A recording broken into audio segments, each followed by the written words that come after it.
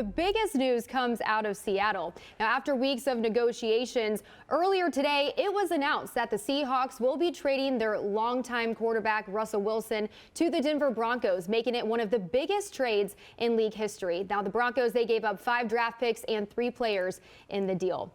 I mean, we've been hearing rumors with Russell Wilson that he wasn't happy in Seattle, and this came after Rodgers, the announcement with him that he was going to stay in Green Bay. So what was your reaction when you heard the news about Russell? I think first and foremost to me, it was like, wow. After you hear about Aaron Rodgers earlier today, the dominoes start to fall.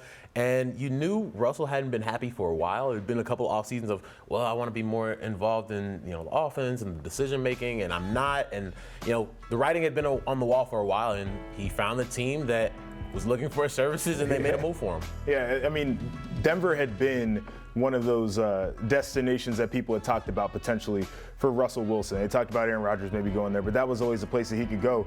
And Russ, you're right. You hear about how he wanted to be more involved in the offense. You also heard a lot about how he wanted more protection. He wanted to be upright and healthy so he can make the plays down the field. So for his sake, I think it makes a lot of sense. I think Russell Wilson is a very, very good quarterback, but you also feel like Denver gave up a ton to get him. It's not just the draft picks, but you're talking about some notable players that they let go of as well. Drew Lock, backup quarterback. He's serviceable. He's not really a guy, but Noah Fant, like that's a really, really good player that you're getting rid of. One of the weapons that Wilson would have liked to have there.